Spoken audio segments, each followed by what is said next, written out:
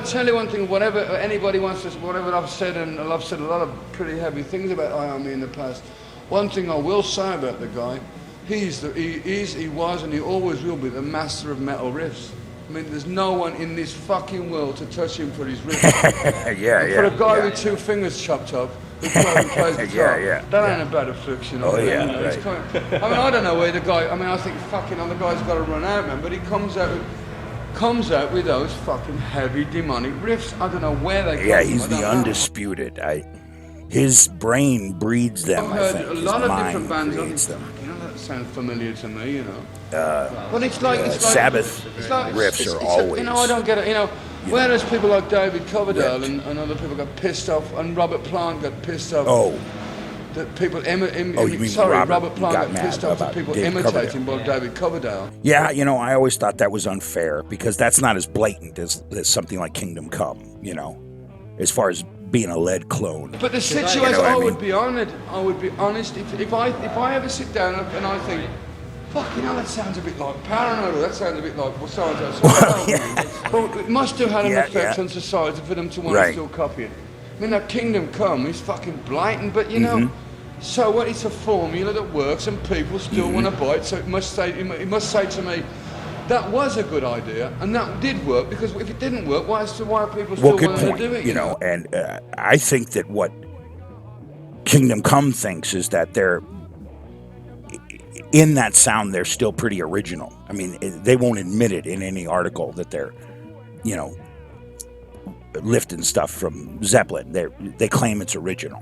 Oh, fuck off. Well, come on, blow it out your shorts. I mean, right. Fucking. Yeah, I mean, I know. I mean, I remember when I heard that Kingdom Come thing. I was having a massage in my hotel room, and I said to my old lady, fucking, and this is genuine. I said, yeah. What Zeppelin album was this of?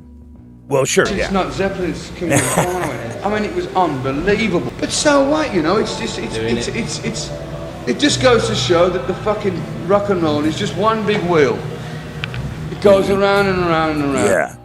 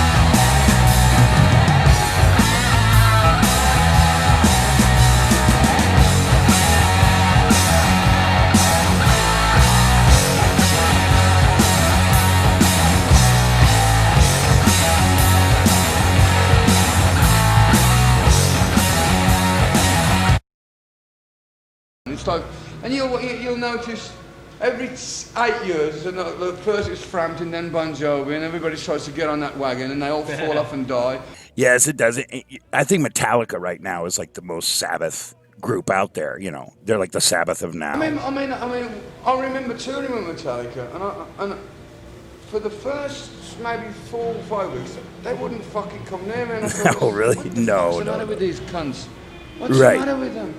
Yeah. They must be on some fucking mega ego trip, these guys. And then one day I walked down to the backstage, and I can hear fucking Black Sabbath music, and I thought, these guys are asking to be fucking thrown off the tour, man. They're taking the piss now. Yeah, sure, yeah, right. I mean, they're blatantly, why do you want me to come down the drive now? Well, you thought they were making fun of you? Right. And I said to them, what's the fucking deal here, man? They don't talk to me. And I started playing my fucking, look at this is... No, that's one of the major influences on all this, stoner rock and modern metal. Well, I mean, and talk about a fucking double take. I mean, at that point, never did I ever believe that Black Sabbath had influenced anybody musically. Well, that's what's so funny. I mean, I just can't believe that. But I never realized it. I can't believe that you actually feel that way or think that way. I mean, they influenced millions as far as a generation, stoner rock genre, and just metal. You should say as far as the first 3, maybe 4, maybe 5 Sabbath albums, it went from great, then it started to dwindle away, and there's a very similar pattern. Because I mean, it's like the thing is the first Black Sabbath album, right after my early purchases as a young child of Kiss records, when I really started to get serious, this Sabbath's first album, and then jumped to your first solo album. Blizzard of Oz were the first records I bought. First thing was fresh and new, and then Blizzard of Oz. Okay, so is that how you're feeling about the solo stuff right now?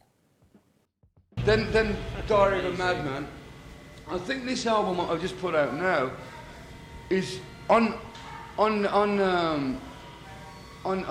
not purposely doing it. It sounds more like a Sabbath route than ever before. No, I can hear that in there. I can hear the first album and the first Sabbath stuff. But it wasn't purposely done. I mean, it was those Zach, first albums. Zach is a very intellectual guy in what I'm about. It's very.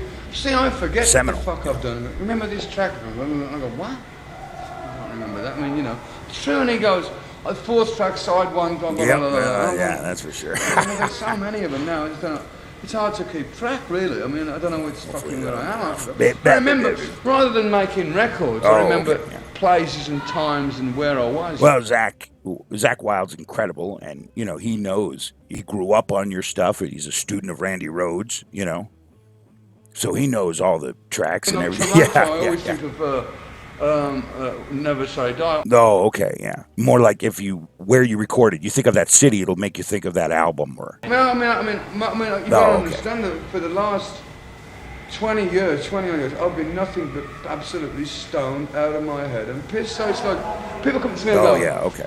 Hi, and I go, yeah, well, sure. I mean, it must be. Like, do I know you? Yeah, okay. He stayed a week at my house, and I go, fucking hell, yeah.